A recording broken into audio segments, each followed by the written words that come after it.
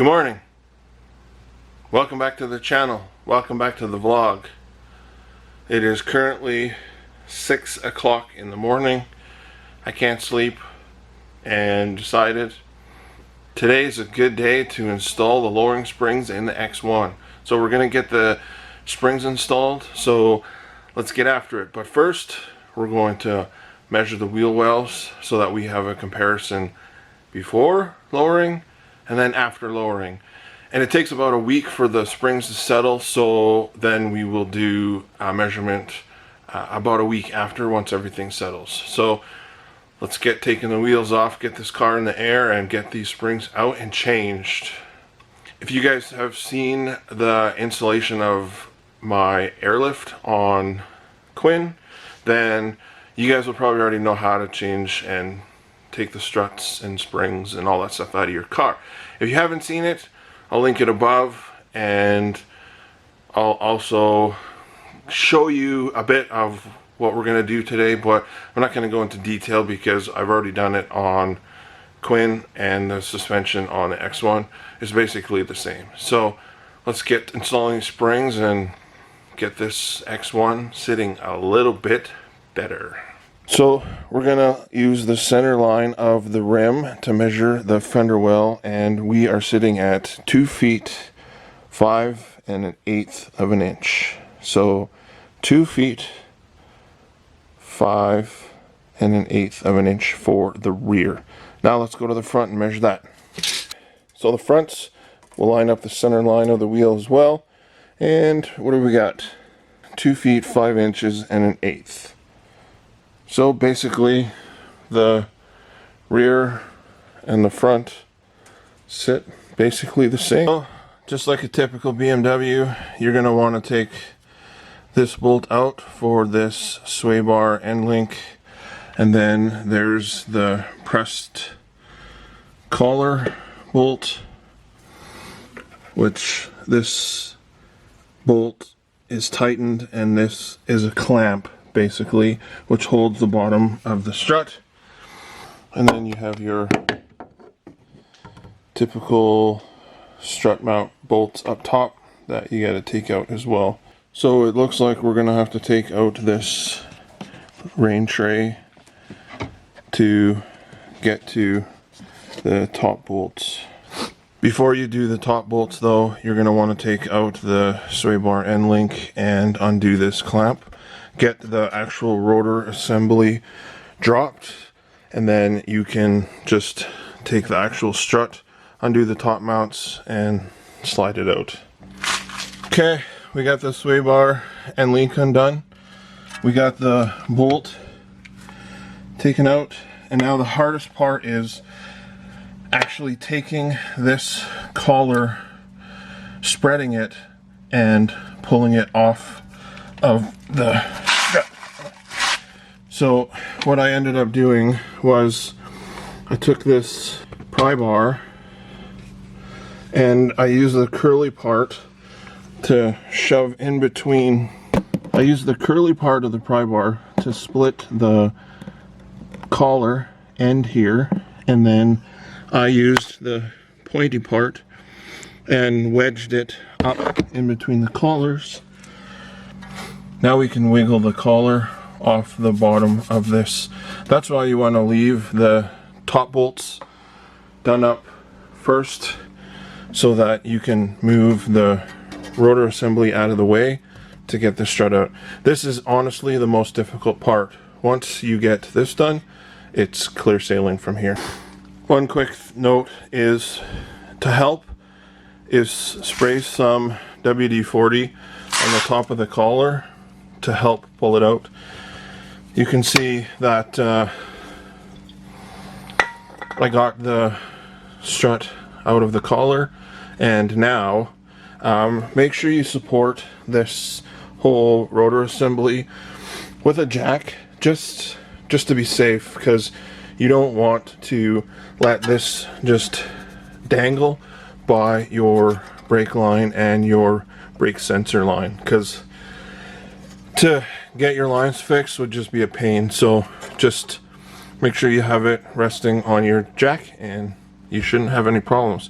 to get the rain guard out, there are 2 pins, one on this side, one on the other side.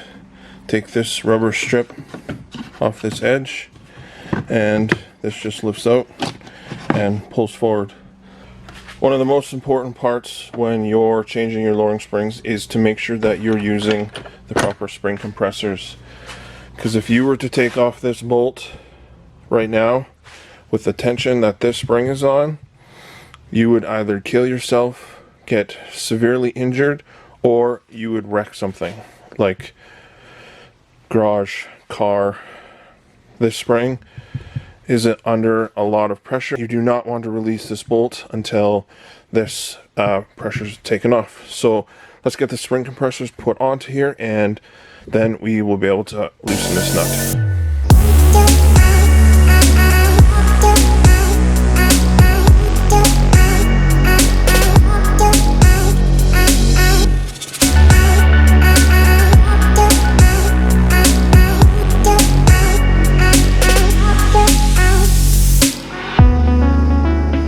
One thing I like to do is count how many threads are actually showing through the nut. Now that the spring compressor is holding, we can take this nut off and pull the assembly apart and get the new springs put on. Okay, new springs on. We've got the same number of threads protruding through the nut. Just make sure you torque it to the manufacturer's recommendations. We've had a casualty.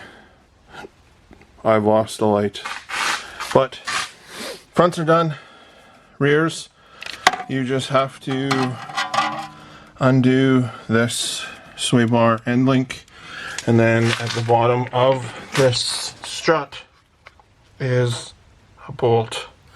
Just take that bolt out, and we should be able to pull the spring out.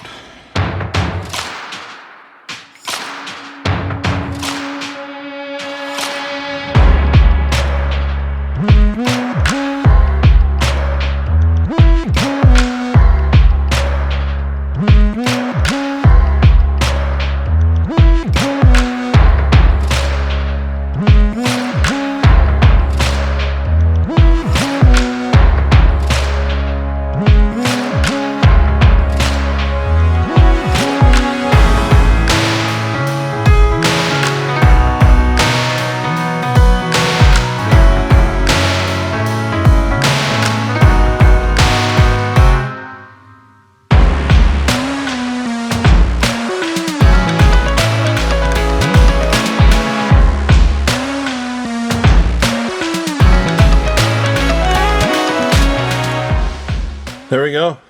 New springs installed. The rears are super easy. That's why I start with the fronts, because they're the tough ones. There we go.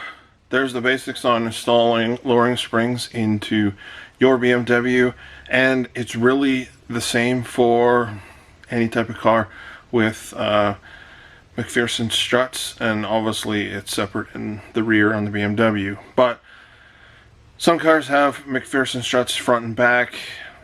It depends on your vehicle, but that's how you do it on a BMW. They're all pretty much the same. So let's get the wheels on, put it back on the ground, and do a measurement. I'm super excited to see what the actual lowering springs does to that monstrous wheel gap.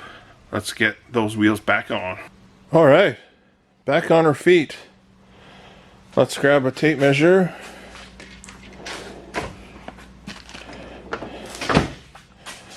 And see what the final results are.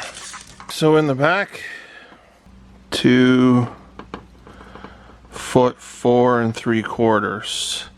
So it dropped like 5/8 in the rear so far.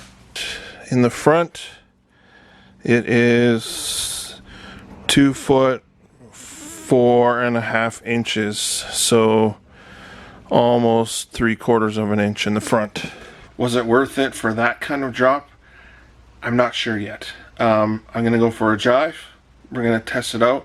I imagine the handling is probably going to be the biggest change, but until we go drive it, I won't know. So let's go for a quick drive, go give it a wash, and we're going to do some B-roll right now.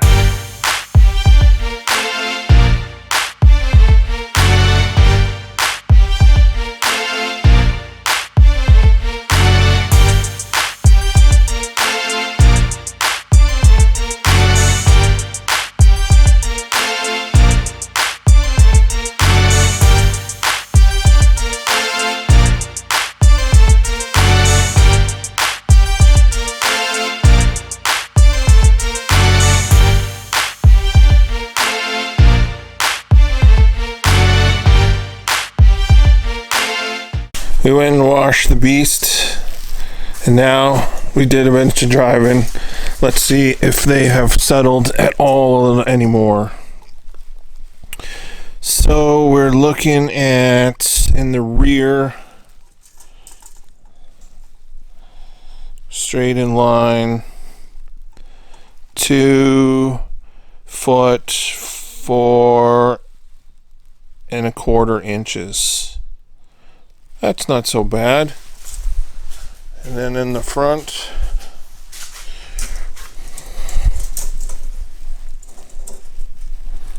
we got 2 foot 4⅛ inch. So it's completely settled 1 inch in the front and almost an inch in the rear.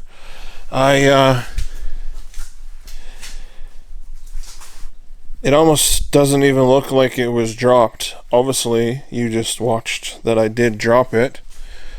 And was it worth it? From a looks standpoint, I don't know if it was worth it.